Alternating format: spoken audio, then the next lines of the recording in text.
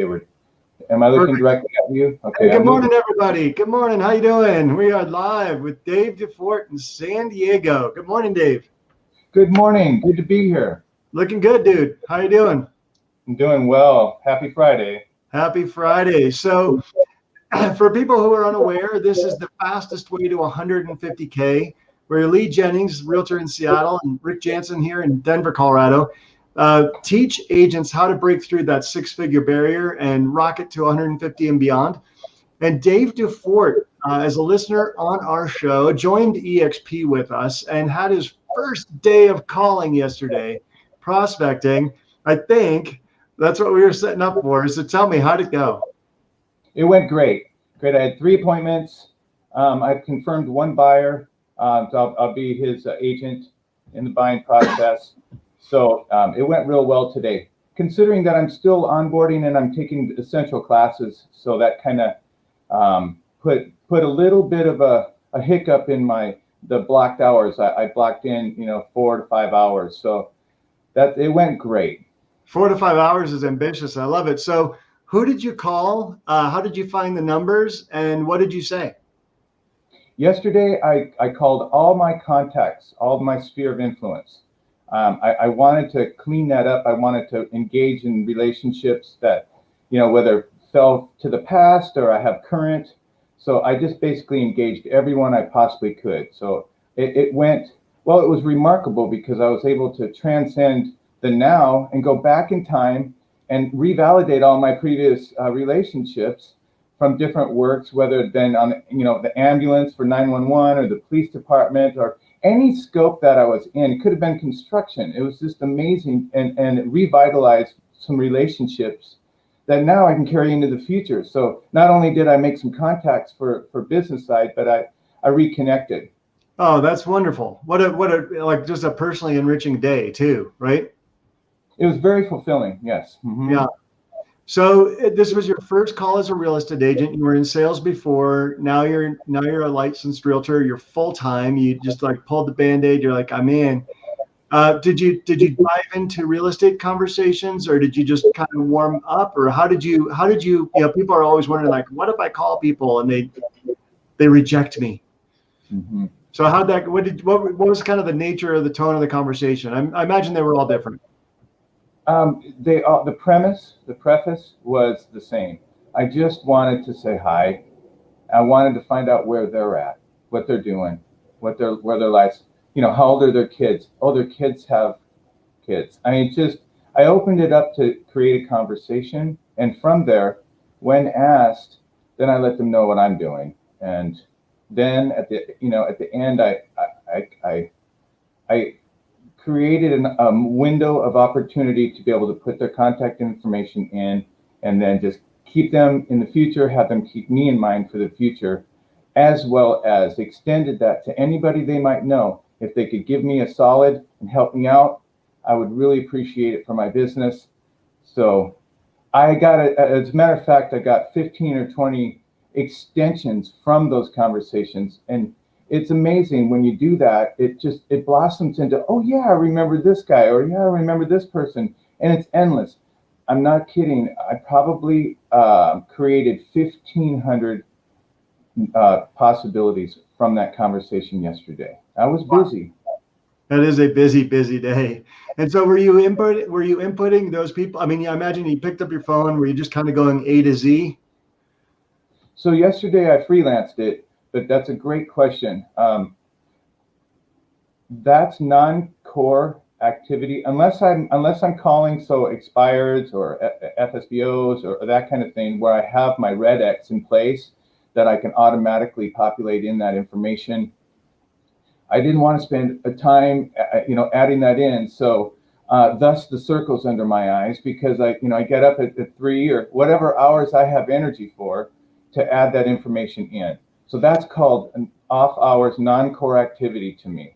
So you're saying, okay, so I think we were talking 2 different things, but you bring up an excellent point. So you're saying building your database, like taking it off your phone and putting it into KV Core, that's what you did off hours? I'm learning to transition that. I don't have a seamless transition from the Red X information to the KV core, Oh, but I do. I'm talking about your sphere of influence, the people you were calling yesterday. Those I need to add in. I have not Okay. added them yet. Yeah. Yeah. So did you just like flip open a legal pad? I'm just trying to give people real nuts and bolts, like no theory. This is like actually what happened. Did you just have a legal pad? Were you dialing out of your phone, just writing everybody's name down, and you're going to put it in later? Or what was the flow? I wrote all the names down prior to the calls, and then I wrote all the information on notebooks. It turned out to be close to 2 full notebooks, and I just started writing down everything I possibly could, so I could come back to it and enter it in later. Nice.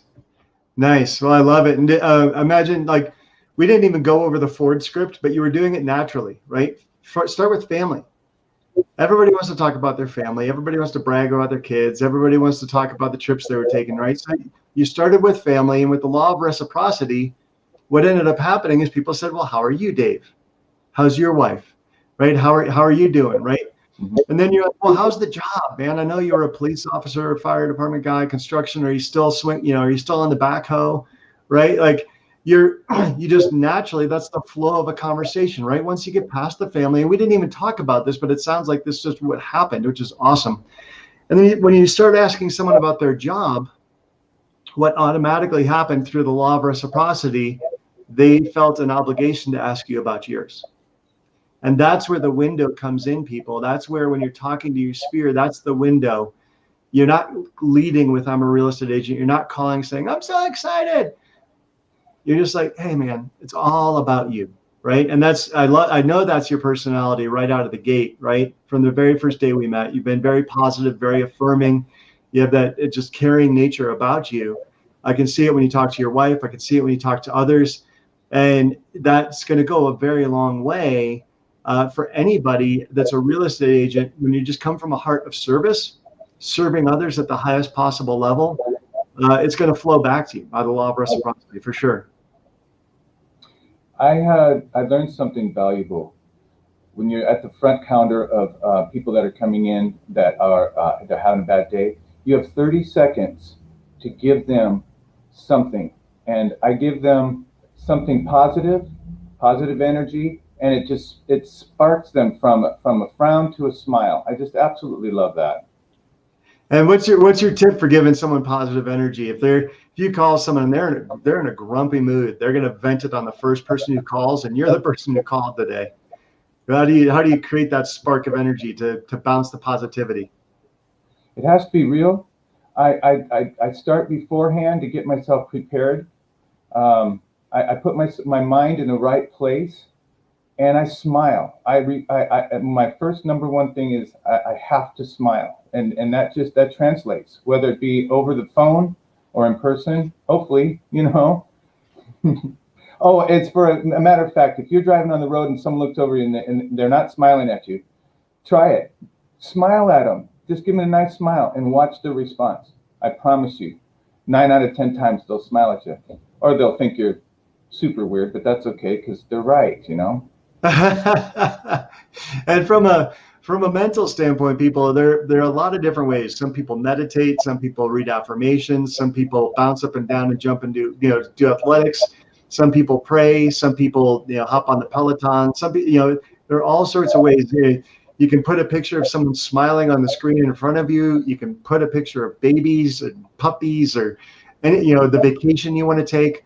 Whatever's going to make you smile. If you don't have the energy today, because we know there are some hard days, and for you to get into a place where you can project positivity into people, where you can be of service to people, like, it can be pretty brutal sometimes to put a smile on your face when you don't have it in your heart, when you don't have it in your mind. And for me, I just look over, I see pictures of my wife and kids. I'm like, all right, I've got a dream for a future. I've got kids to support. I've got a wife to love. I'm going to smile, right? And and sometimes it's just like, hey, because I want to be of service to others, and just because I want to be of service to others, that puts a smile on my face, and that puts a bounce in my step. Yeah, you have to create in this world with all we're inundated with and negative things everywhere. You have to surround yourself and put yourself like you're in your own sanctuary, and you do not let anything negative in. And it's an absolute. You have to, and then you can amass all this positive information, all these super leaders through Libertas, for instance. I'm running their information in my head all day long, and it extrapolates out from them to other leaders that they've known, and I refuse to let negativity in, and by using the Libertas group, for instance, I've been teachable. They're teaching me, and I'm funneling that positive, and then by the time I get on the phone, I feel like I can't lose. I really do. That's great. And for everybody who joins Libertas, the banner says you can get free coaching, and it's true. Everybody who joins us at the Libertas group gets free access to Tim and Julie Harris's coaching program. And that can start you off every single day. Those guys are like the Energizer bunnies. And that can start, if no matter what kind of day you're having, if you plug into that coaching every single morning and you just fire yourself up and make calls for the next hour, you're bound to succeed at some level. Now, I'm going to share with you, I was looking something up. I stumbled across, let me see if I can get back to it. I stumbled across this Valhalla project, and it's related to veterans. Hold on a second. But they're selling T-shirts, and I love this one T-shirt. It says, "Crawling is acceptable, falling is acceptable, puking is acceptable, crying is acceptable, pain is acceptable, quitting is not." And any single day of the week, it would be easier to quit, right? When you're facing what seems like insurmountable obstacles. Mm-hmm. And for people who are faith-based, you can say, hey, no matter what I do, God's got this. I'm in God's hands, and it's his picture, it's his glory and his plan. If you're self-driven and that's not your belief, then you just have to dig in, right? Buy a T-shirt like that. I'm probably going to start wearing one on the show, just to appeal to both sides of the spectrum here and be like, look, you can achieve your goals. You can sell $150,000 GCI. You can grow a revenue share group that's $10,000 a month. You can have a good family. You just can't quit. Yeah, don't ring that bell. Don't ring that bell. Everybody goes through it, and if you're not going through it, you're not living. And you're not alone. Yeah, and sometimes you're going through it for what seems like years. Right? I'm reaching out to people. I don't know who I'm talking to right now. Maybe I'm talking to myself. Maybe I'm talking to you or somebody else. But you can go through it for years, right? And think of and I'm going to go biblical again, but Joseph and the multicolored raincoat, right? And Joseph was in a pit, and he was in prison, and eventually he was like second to Pharaoh. And he went through this long period of doubt, of people criticizing him, of people putting him down. And he's just like, hey, I have faith. And you can have faith in yourself. You can have faith in God, whatever you have faith in. He had faith that there was something better on the other side of that, right? And he didn't quit. He puked, he cried, he fell down, he got thrown in a pit, he was sold as a slave by his brothers, but he didn't quit. What a great story. And that's the lesson. He didn't quit. The coat of many colors is symbolic as well for the lives that we've led. And when we get our purest thoughts, our purest mindset in the business, we make it to the top. It's a lesson, and it's a brutal lesson sometimes. But the beauty of it is that's if we go through it and we make it through and we don't quit, I will say this: God will provide. Yeah. And so we're going to bring it back to the calls you were making yesterday. And, did you run across anybody? You were calling your sphere. Hopefully that's like the softest audience you have. Right? So it's a great place to start as a brand new agent. I applaud you for doing that. You didn't dive into expires and FSBOs. Like, I'm going to call my sphere. I'm going to get my phone chops on. I'm going to get my scripts on. I'm going to kind of get some positive affirmation. Did you run across anybody who was grumpy? I was wondering, what their memories were of me. So that kind of, I was confident that, but I didn't run into any problems or issues there at all.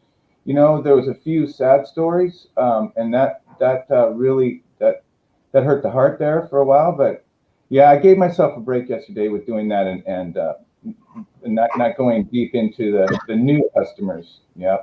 Yeah.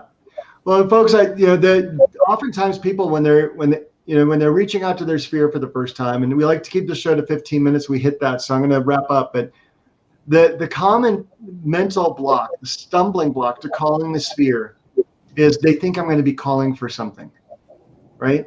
And if you are calling for something, then yeah, they'll feel that, right? If you're calling for you, and if you're calling only to get a lead, that's the wrong mindset for the day.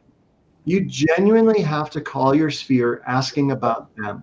Right now, obviously, you want the calls to be productive, or also it's just creative distraction and creative avoidance for actually doing the work that makes you money and pays your bills.